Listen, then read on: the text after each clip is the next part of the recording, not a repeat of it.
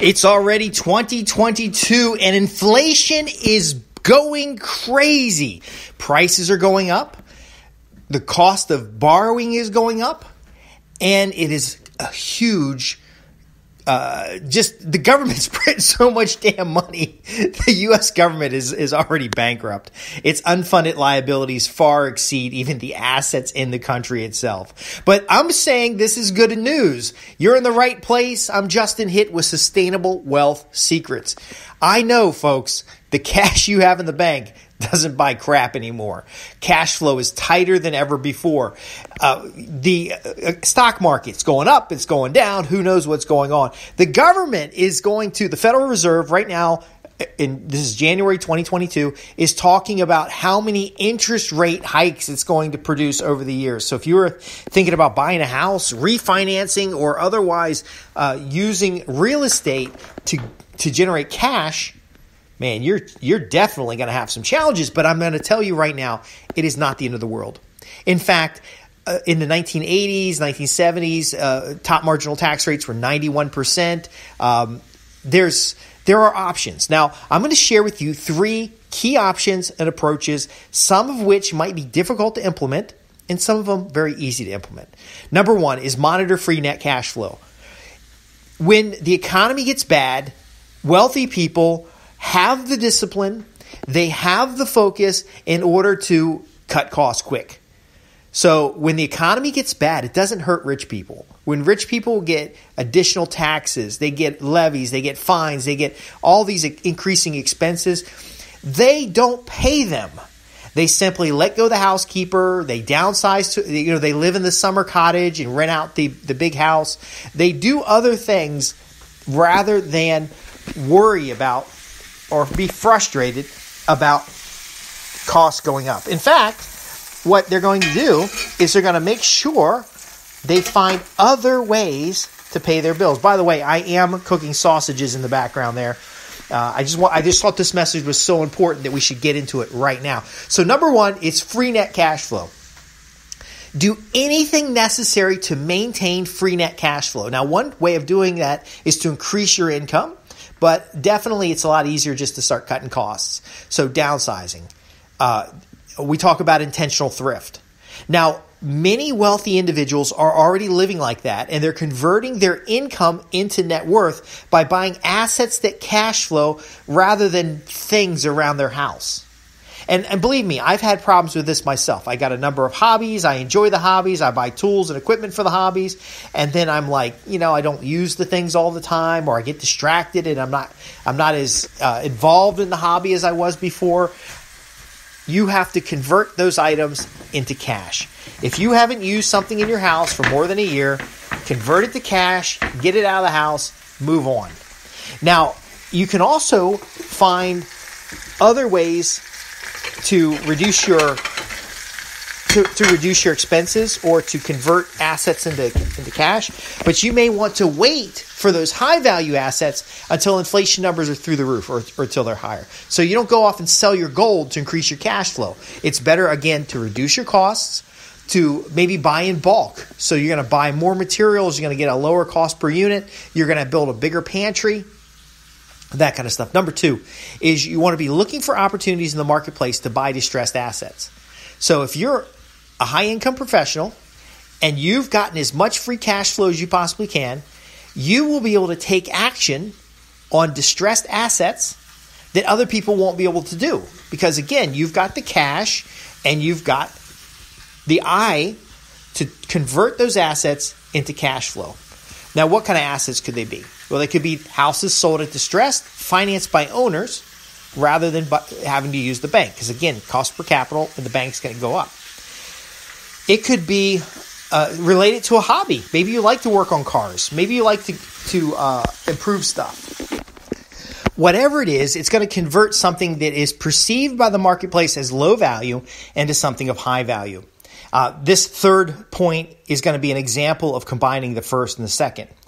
In my particular situation, I enjoy agricultural activities. I enjoy gardening. I enjoy working in the outdoors. It's a great contrast to sitting in the office. So number 3 is you want to find something that is going to uplift you emotionally while increasing cash flow, while converting assets into cash flow. So you don't want to be buying liabilities. You want to tighten up all your liabilities and get rid of those, free up your cash flow, find those distressed assets, and then improve those assets, not only increase their value, but to increase their cash flow. So my example here, it's not the same example for everybody. Like, for example, I have clients that buy distressed houses and fix them up.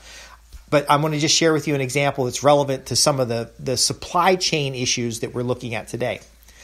So let's say you have a yard. You already own the yard. The yard produces nothing but grass and costs you everything related to maintenance. If you convert that yard to a garden, the garden requires upfront work for the conversion. However, it produces for you food which offsets your overall expenses, provides healthy and nutritious food. You can grow organic food in your yard, and then ultimately increases the value of the asset because the asset is now a garden rather than a yard. So when the marketplace is all concerned about food and supply chain and they're going to the grocery store and there's no food on the table, a garden is more valuable than grass because you can't eat grass. Can you see what I'm saying here? Now, this is, again, just one example. Yours could be classic cars. It could be distressed houses. It could be buying businesses and turning them around. It could be all different things. But again, I'm giving you the example of the garden because that's something that I enjoy. Now, if you don't like gardening, that's fine. But again, what I'm trying to describe here is that if there's supply chain issues, if food prices are going up, being able to create your own food reduces your costs, provides security, allows you to free up your mind in order to continue to increase free net cash flow. If cash has low value due to inflation, so that the currency itself is being devalued by the amount of debt the government has, by a lot of the economic decisions, then you want to convert that cash quickly as possible into assets that cash flow. And so I just gave you an example of a loop here. Convert an unused part of your yard into a garden. The garden produces food. You have fewer food miles. You ultimately have healthier food, and it doesn't matter what the supply chain does. Now, again, we have to learn to abstract concepts because I gave you one example and you might be saying, well, that's not right for me. Well, that same example could be buying farmland, hiring a farmer to farm that land, and then you get a percentage of the produce that comes off of it. It could be you investing in what's called community-sponsored agriculture.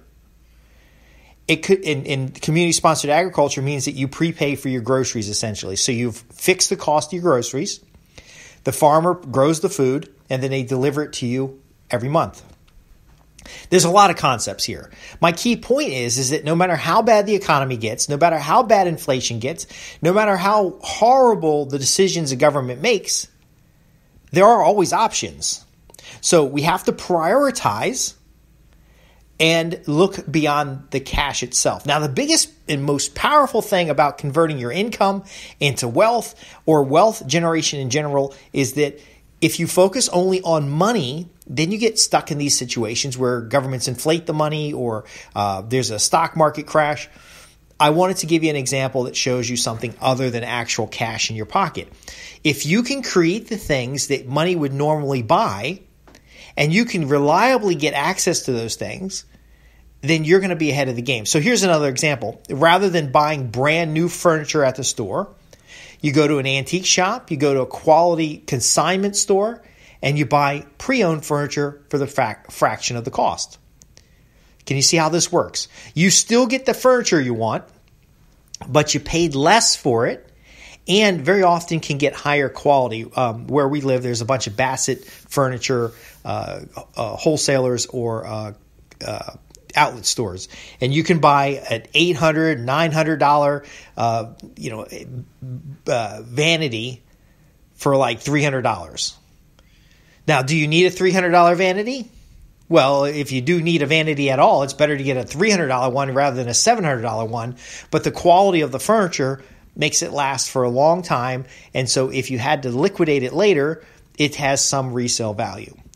So I know I've covered a lot of things here, but I want you to understand that no matter how bad the economy is, The person who has fewer physical possessions, distracting them from the opportunity, and more of their cash in the opportunity.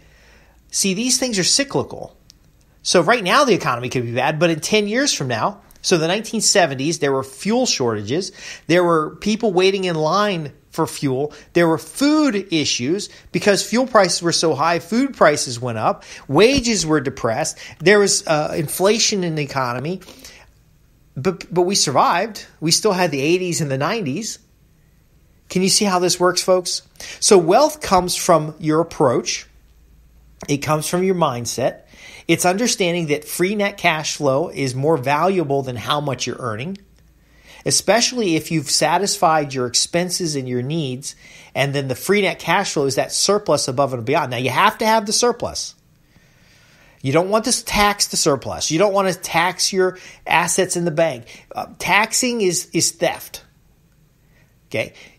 But we have to keep that surplus working in the marketplace in order for it to grow at a market rate, which tends to be more favorable than inflation, and then ultimately know what is right for your family. So if you're having trouble getting good food at the grocery store, it takes months to produce a garden. So you have the forethought to kind of forecast ahead and go ahead and get started. Now, I use the garden example because it doesn't really matter at what scale. If you've got a family, a garden is a nice family thing to do.